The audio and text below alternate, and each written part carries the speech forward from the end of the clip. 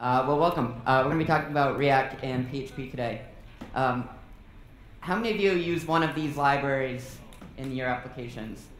All right, cool. So JavaScript is becoming a huge part of our applications, and I only pick the logos that I like. It's a big ecosystem. There are a lot of libraries out there, a lot of frameworks, a lot of tools, and sometimes it can be kind of intimidating to decide how to integrate something, how to choose which library to use.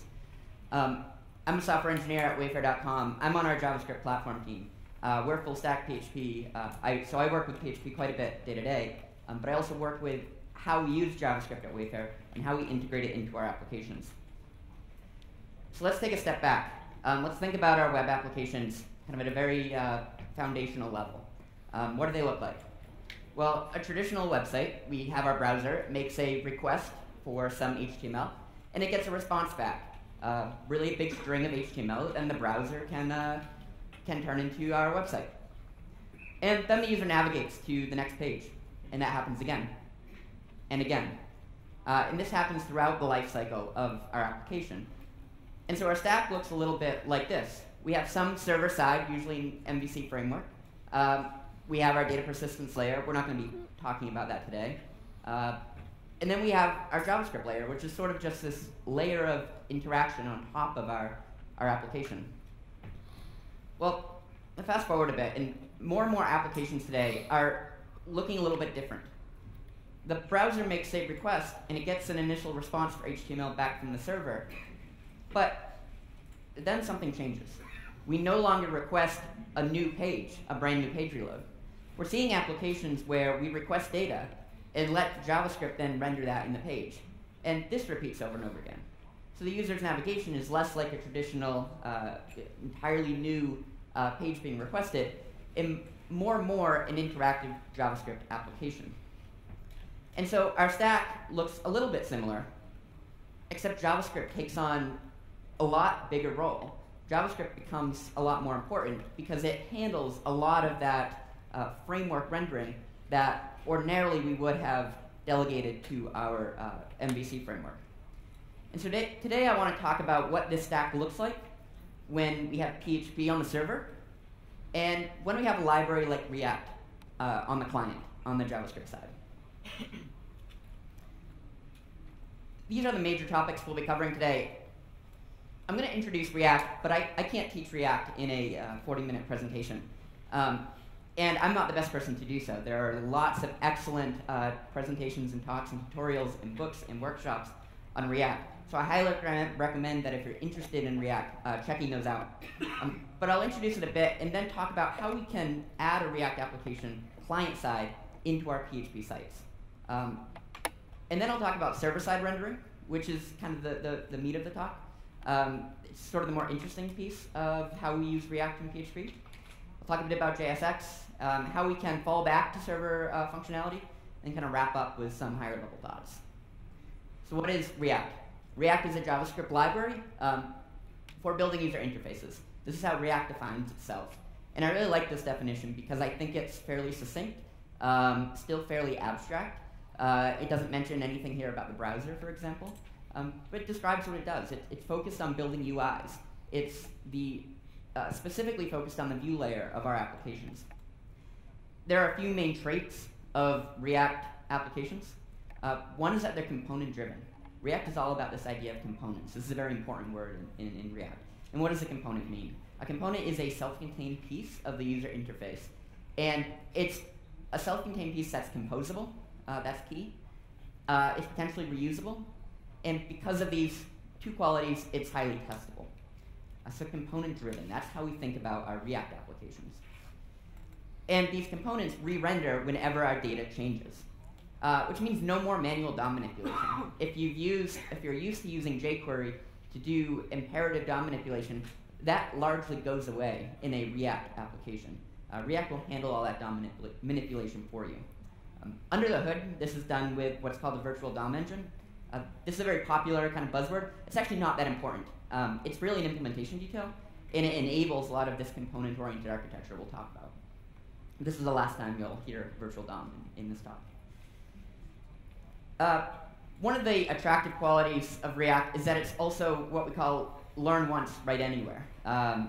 This was kind of a phrase coined by the React team about a year ago when React Native was released, a little more than a year ago. So React Native is this library that builds on top of the core React and can actually build native iOS and Android apps, not WebView apps, native apps. And this, I think, speaks to the power of abstracting that DOM, getting rid of that DOM manipulation in your application. That React is a very powerful library for building all types of UIs, whether they be in the browser or whether they be in native platforms. We won't be talking about iOS and Android apps today, but this is one of the attractive qualities of React. So this is sort of what a Hello World component looks like in React. Again, I'm not going to be going too much into the details of the mechanics of React or the syntax, but I just want to give you some context here in terms of what the code looks like. So we have this class that has a render method, and that render method will return what looks like HTML. We actually call that JSX, and within that JSX we can pass in properties from our component. And then at the top level of our application we're going to call render. Render is going to, again, use that HTML-like syntax called JSX and pass in the property we want to output. Don't worry too much about the JSX part. We'll talk about that a bit later. It actually compiles down to function calls. So these are just JavaScript function calls. But for the sake of convenience, JSX is a very popular way to write our JavaScript for React. All right, so this is the demo application we'll be going back to again and again today, and it's very simple. It's actually one of the demo React applications on their homepage, and I wanted to keep it simple because I want to focus on some key attributes. So this application is simply going to have a title at the top. It'll be a to-do list. It'll have a list of to-do items, and then it will have a form at the bottom where we can change the text input and click a button to add an item to our list. So we're just building up a list, typing in things to an input, hitting submit button, and adding that item to the list. So this really basic application, how can we add it to any PHP site? Well, client-side rendering is the easiest way to do this. In client-side rendering, what happens is we start with a nearly blank page load. We have the server return almost an entirely blank page, or part of a blank page. Wherever our React application is going to be, there's nothing there. We're just giving it a place to render in. And then JavaScript kicks in and renders the application in the browser. So this happens entirely client-side, and it happens entirely powered by JavaScript.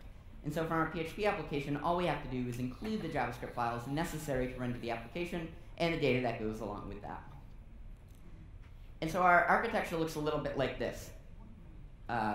We have PHP as handling most of the application logic for the back end of our application. And then the UI is all in React, and it just sits on top, and we just deliver it as JavaScript. This is the easiest way to get started with React in any server-side application. Because what it means is that you don't need to worry about any integration with PHP at all, except for how you deliver that JavaScript to the client. It's actually server agnostic. It doesn't really matter that we're running PHP on the server. This could just as easily be Ruby or Java. All that really matters is that we have a way to deliver that initial placeholder and the JavaScript that we need for our application. It also isolates that UI layer to one technology. We're only using JavaScript. And that simplicity can be kind of refreshing. And you can kind of focus on building your PHP application separate from building your JavaScript application, and sending the data and JavaScript kind of over the fence to the client and letting it all be handled there. It's the least amount of complexity in dealing with any client-server sync, and everything happens in the JavaScript. And it's really the easiest and quickest way to get started with React. And for most applications, this might be all you need. It's the least complex approach, and it's the most practical approach. But it's also the least interesting approach. I couldn't give a talk on client-side rendering in React because all we're doing is delivering JavaScript to the browser. So what I want to talk a bit about is how we could use server-side rendering within a React application in PHP. Server-side rendering is important for a few reasons, or it might be important for a few reasons, depending on your application. In performance-sensitive applications, server-side rendering gives you more control over performance. There may be SEO concerns that you need server-side rendering for, and for sites that need to work without JavaScript, server-side rendering is absolutely necessary. Start with performance. In a client-side only app, in an app like we just looked at, we start with that blank page. That first HTML response that comes back from the server is essentially blank, or at least the part where the React app is. Then JavaScript kicks in. We load JavaScript. Usually it's loaded in the footer. And then our page renders. And it's interactive. That all sort of happens at once later on in the page lifecycle. With server-side rendering, we can actually deliver the HTML over the wire in that initial response. So we have a little bit more control in terms of how what parts of the page we're bringing to the user first. We get a faster kind of time to glass here. We get faster time to show the content of a page to the user. Then JavaScript kicks in and it's interactive. But from a user perspective, they might not notice that they had to wait for JavaScript. And so you have a little bit more control over when that time to first paint happens. And this can be important for performance-sensitive applications. This might not be important for an internal app or for an application that needs a login to get there, or you're not going to be, it's not particularly performance sensitive, but for a lot of applications it might be. And so adding server-side rendering gives you that control to improve performance of your application. SEO is something that's often cited as a reason for server-side rendering. It's actually not that important anymore. Search engines today will crawl sites with JavaScript. At least Google claims to, and other search engines may. That being said, you may be using or relying on a search engine that doesn't, and so you may want to take this into account. If you're having an existing site, you always want to be careful with changing how your site is architected. SEO can be a tricky thing to test for, and so you should want to be careful with that, and server-side rendering or switching away from server-side rendering is a large change in how your site is delivered to bots in particular. And the last reason server-side rendering is important is if you need your site to work without JavaScript. And this is maybe an antiquated notion, but bear with me for a second because I think it is important for a few reasons. You may actually have users who are disabling JavaScript in their browser. Maybe they don't do it by going to the settings and turning off JavaScript, but they may be using a plugin for security or privacy reasons. NoScript is a very popular one. There are others out there that disable JavaScript by default on certain domains. And if you want your site to work without JavaScript, server-side rendering is necessary there because JavaScript will not be able to render the page. Another reason this might be important is if the user needs to be able to interact with the site before the JavaScript is downloaded. Maybe there's a slow connection and you expect that the user will interact with the site immediately. You don't want them clicking on a button and having nothing happen and waiting until JavaScript kicks in to be able to navigate to the next page. If the user is ready to interact with the site, hopefully they can interact with it right away. And finally, there are times when JavaScript just fails to load. Maybe there's a poor connection and your user's on a mobile device and they go through a tunnel and suddenly they don't get that last request. And for whatever reason that asset doesn't get downloaded. That could be a problem. It could be a deploy issue or an issue with your build process. Maybe something happens and your CDN fails. These are rare cases, but it's useful in these circumstances to have your site still function, even if JavaScript doesn't work. And the way I look at it is I don't want JavaScript to become a single point of failure, an additional single point of failure in my application. I write JavaScript every day. I'm on the JavaScript platform team. But I don't want that to be the bottleneck for my application working. I ideally want the core functionality to work without JavaScript. So server-side rendering, or SSR, as I'll abbreviate it throughout the presentation, is very important if I want all of these features. I want control over performance, I want SEO assurances, and I want my site to work without JavaScript. Fortunately, React actually supports server-side rendering, kind of as a first-class citizen. It's a really nice feature of React.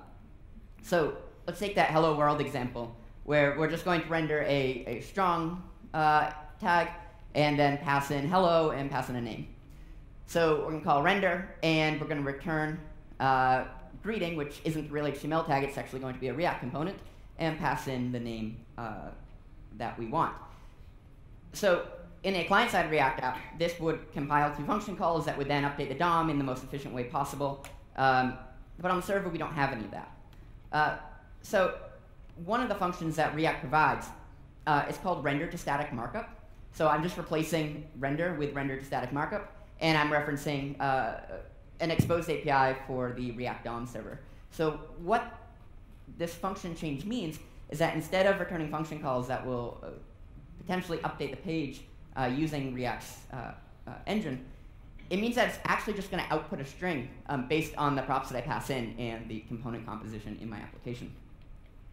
And this is the string I get, which is pure HTML.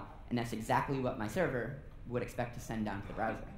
So that's excellent. I can compose these full applications, call render to static markup, and just get this string out. This is actually really useful for generating static sites, for using it in place of something that would generate like a GitHub pages or something like that. So this is useful. Unfortunately, this doesn't give React on the JavaScript side much to latch onto to rehydrate the app with the interaction that it needs and to ensure that the markup was correct. So instead, there's another function called render to string. And render to string will again take our top-level component in, but it's going to return some instrumented markup. So this is actually the same HTML markup with some extra attributes and some comment nodes here that then React can use on the JavaScript side to hydrate the application. So it's really just instrumented HTML. So all these functions are built into React, which is super useful for server-side rendering. If your server ran on JavaScript. This is all JavaScript. We are running render to string within a JavaScript environment. And this is an important point to note. React server-side rendering is easiest if you're running Node on the server, if you're running a JavaScript environment on the server. It's so popular, in fact, that there's a term for it. It used to be called Isomorphic Javascript. Now the more accepted term is universal JavaScript. It means you're running the same JavaScript on client and server. And this is really cool and potentially really easy to create a server-side rendered React application. And so your architecture looks a little bit like this. You have Node on the server, and then you have your client-side JavaScript, and React will run on both. So you can actually share code between client and server. What if your server is PHP? That's what we're here for. We're here at a PHP conference. And there are a lot of reasons that your server might be PHP, and I think that's a decision that largely should be made independent of whatever UI framework you choose to go with. And so can we still add server-side rendering in? There are two options I want to talk about today for how we can use React with server-side rendering in a PHP environment. These aren't the only two ways to do it, but I think they give you some context into how you can set this up. So let's start. You can set up a Node service on your server. So this architecture starts with your standard PHP application with React running on the client side, and we don't replace PHP on the server side. We're actually going to set up a separate service, and that service will be a Node.js service or some sort of JavaScript runtime service that will act as a server that PHP can call to get the markup it needs to render your view. And so your customers are never directly hitting, or users are never directly hitting Node, they're hitting PHP. So PHP is still the only exposed server from your application, from a user standpoint. But then once you get to the server will make a call out to a Node.js server. And so you can kind of picture this with a curl call. If I can make a simple HTTP request and reference the component that I want, the React component that I want, and pass in data just as a JSON string, I would expect to get back that render toString markup. And so what we can do is set up a server that does this, that just takes a component, takes some data, and returns a string of markup. And so in PHP, really simple piece of code, it might look something like this, where we're doing a raw curl call. We exec the curl call, and we take the result back. And then we pass that into our view. And because we're doing server-side rendering and instantiating our React app client-side, that means we output the result in our app here. But we also include a script tag to call React DOM.render, which will hydrate the application and make it interactive from the client side. So what's happening here is the server is rendering that initial HTML, and then React is taking over and making it interactive, and it's a client-side app from there on out. So this is one way that we can do server-side rendering with React from a PHP application. But you might be thinking, maybe you're not, it's kind of a crazy idea, but what if we could actually write JavaScript in PHP? So let's look at what that looks like. How many have heard of Vhds before? Okay, so a few. Vhds is an extension for PHP that will allow us to run a JavaScript engine as an extension through PHP. So our architecture, again, looks like a standard PHP server with client-side React on the, in the browser. But we're actually going to use Vhds here as an extension that we can call to directly from PHP, pass in our JavaScript, and get the eval response back. So Vhds is an extension for PHP that will take the V8 JavaScript engine, which is the engine, the same engine that will run in your Chrome browser or in Node.js, and embed that into PHP so you can call it directly. It's not unlike other PHP extensions that are available. And so installing V8, it's actually a little tricky. Give this a try. It's kind of cool when it works, but it's a little tricky. So first, you probably have to build and install the latest version of V8, the actual JavaScript engine. So if you're not used to this and you don't have good workflow for it, it might be tricky and may take some time.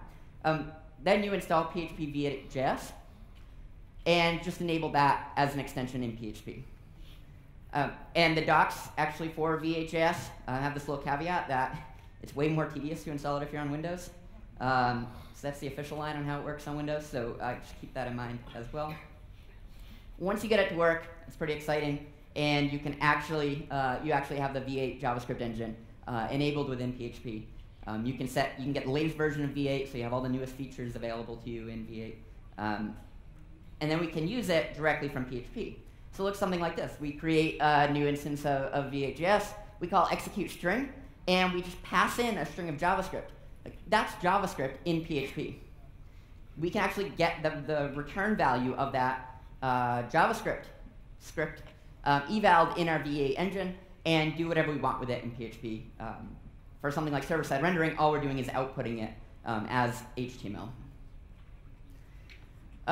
So there are a couple other libraries that can help us with this. One is called Php Exec.js. This will actually use Vhds or a Node.js subprocess from PHP, and you can also implement other runtime engines. And so here you might be running Vhds or a Node.js subprocess right from PHP. And again, you're just execing a string of JavaScript. So you create new Php Exec.js, call eval.js on that string, and you're going to get a response that you can do anything you want with that in PHP. Once we have V8 or some other way to run JavaScript in PHP, there are a few libraries that we can use to make this a bit easier. There's actually an experimental library from the React.js team called React PHP Vhds. And it uses, kind of abstracts the work that we have to do to add a component onto our page. So I can go ahead and set the source of React, set the application source of my components, and then call new React.js, pass in that source, and then call set component and pass in the data that I want. So I can pass in whatever data that I want to render from PHP, the same data that I might return from, say, a JSON endpoint if I were making an AJAX request and response, into the server-side render component.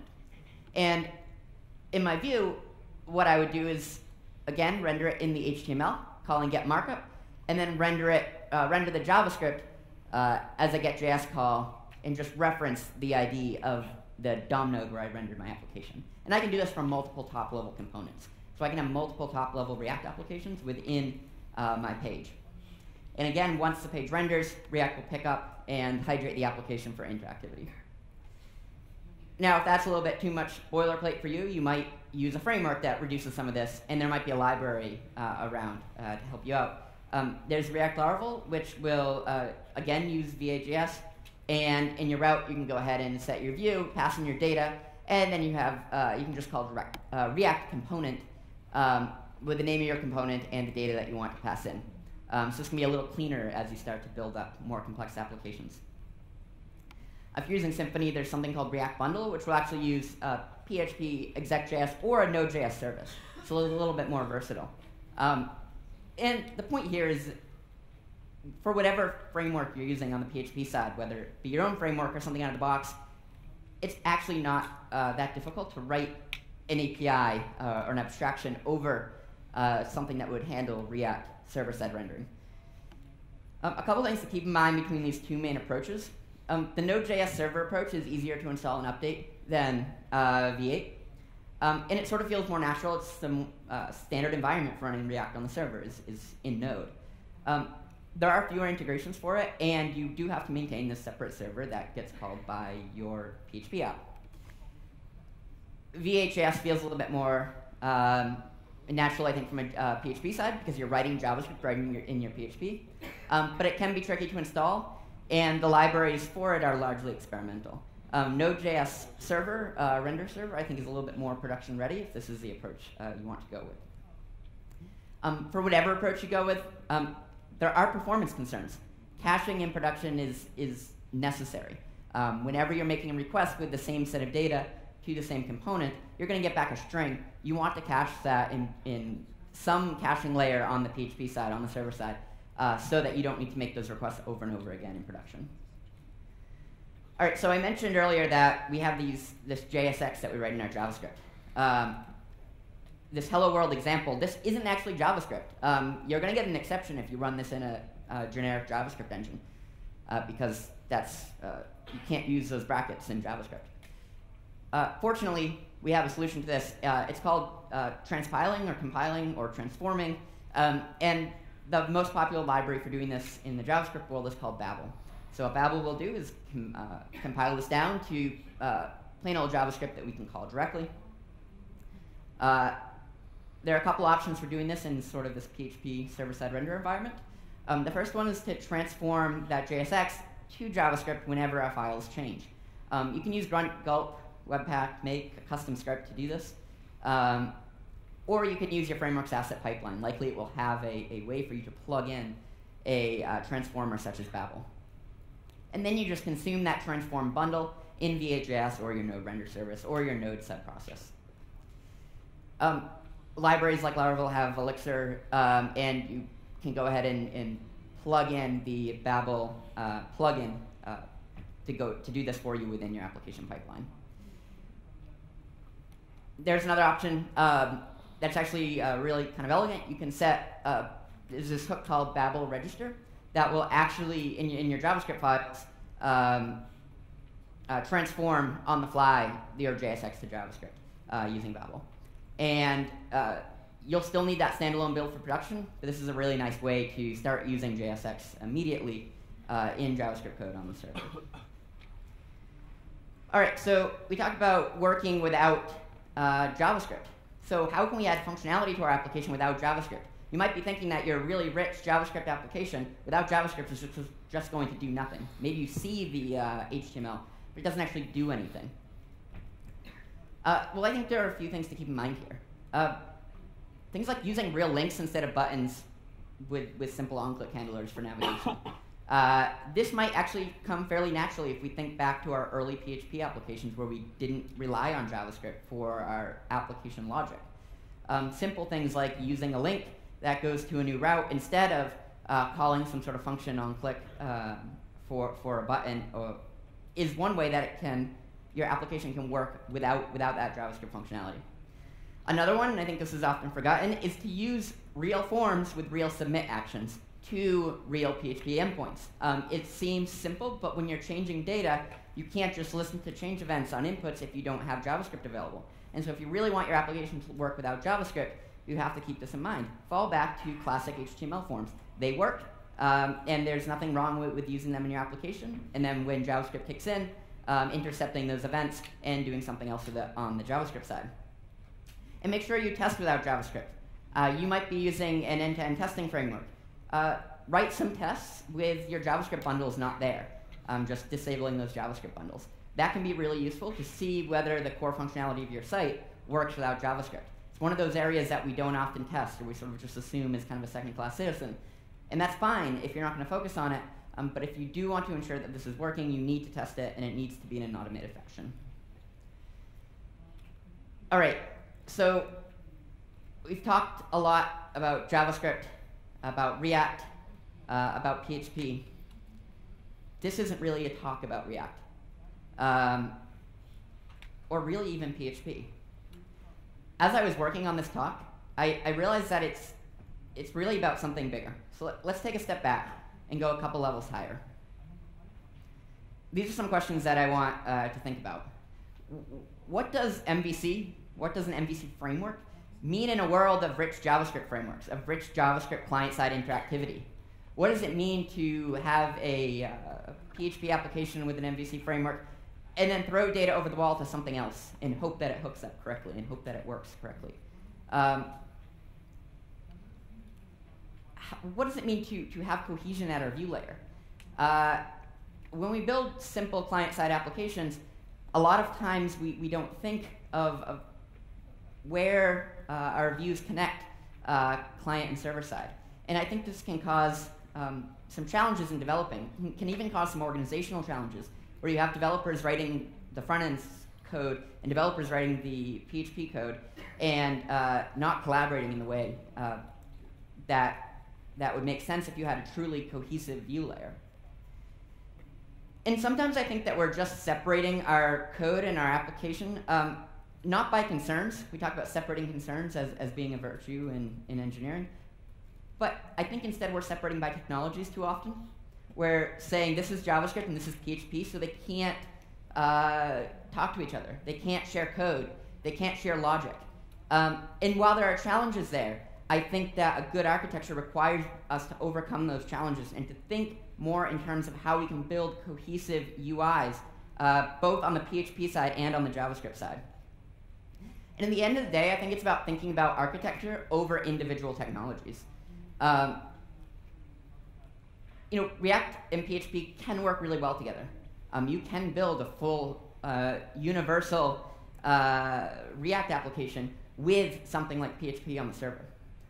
And React is a great application for building front-end UIs.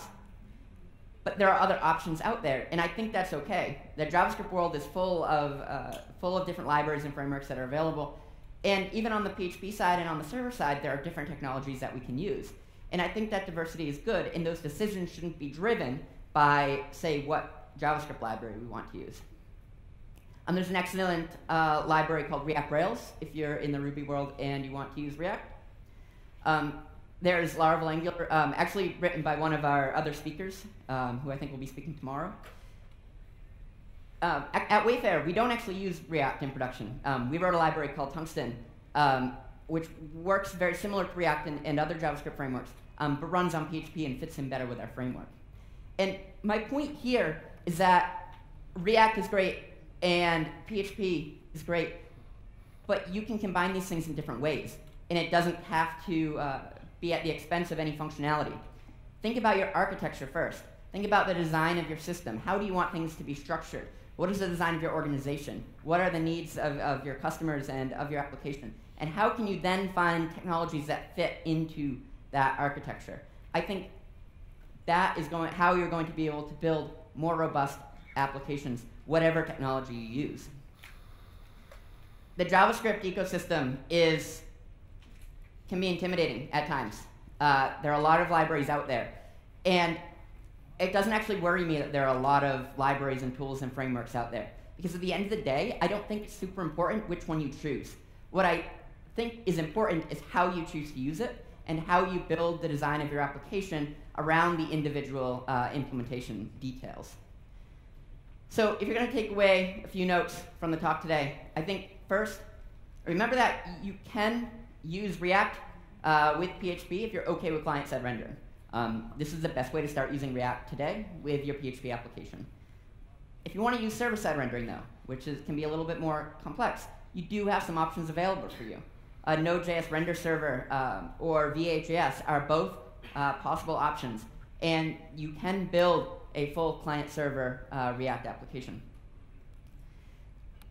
And most importantly, I think, focus on architecture and design rather than the choice of individual libraries. It can get overwhelming to look at the individual JavaScript technologies, but at the end of the day, architecture and design and how you structure your system is far more important. So thank you.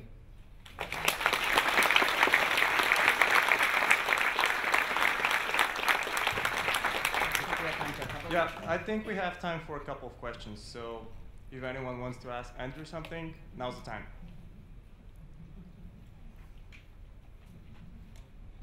Yeah, there's one here. So how much do you think you have?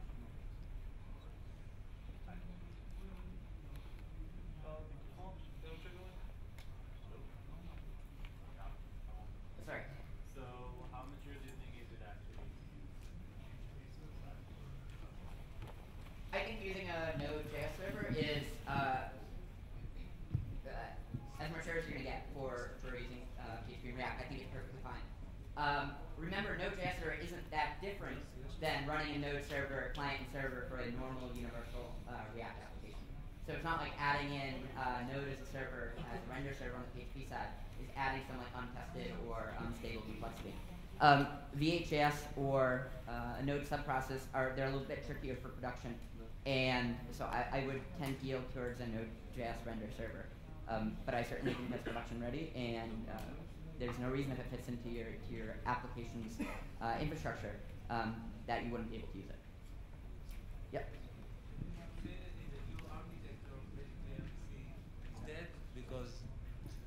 Because there's no view anymore in PHP. All the views went to the, so it's basically just an API layer? Sure. So I disagree with that if we want server-side rendering in an application. I think at some point you need to build out a view layer that renders the UI on the screen, particularly with server-side rendering as being part of that. It doesn't necessarily mean MVC is the best way to do that. There are other architectures that allow that. But to say that PHP applications should be API only, that might work for some applications, but I think for many of them, for many of the major sites on the web, we still use, we still rely on server-side rendering, not because it's a legacy artifact, but because it is valuable. And as we start to look at more and more performance-tuned applications, being able to do things like progressive rendering is very important. And that means having as much control over how you're going to render that render pipeline for your application as possible. And I think cohesion at the view layer is important there. Now, with something like React, you certainly need an API still. You need a data API, because what happens after that first page load? But I don't want to think about structuring my applications as API or server-side rendered. I want that to be a implementation detail, and to focus on a way that I can build my application where I don't worry about what the output is. It is right every time. I want to ask you about the JavaScript ecosystem, how it evolved in the last 2 years. Because we've seen a lot of tools come and go, a lot of different hipster kind of tools that come. And what do you think about all this? I personally think that a big part of this is totally unnecessary for a lot of people. Yeah, we should have what to choose from, but you know, having to transpile something 3 times through Babel just to get it to work on production. Sure. What are your thoughts on this? Yeah, so I think there are a couple things in that question. One, I'd say that the second one is kind of a DevOps workflow question, and I agree that needs to be largely simplified. Actually, if you use React, there's a new tool out there called Create React App, which is like 0 configuration, start a React application, production ready to go. I think more tools in that direction are what we need so that you're not kind of building up this transpile pipeline on your own, especially for small applications. The first question on the ecosystem, I actually am not that worried about the large amount of libraries that we have. I think it's a good sign. I think we do see increases in the quality of libraries out there. React coming onto the scene was huge, and we saw other libraries like Angular and Ember learn lessons from them. And actually, React has pulled in lessons from other libraries as well, and there's this great little like interplay and healthy competition, I think, between libraries. The fact that choice is out there, it can be challenging for beginners, and that's something we need to work on. But I don't think the solution to that is less libraries. If you have any more questions, you can grab him in the hallway, and I'm sure you can discuss things. So thank you.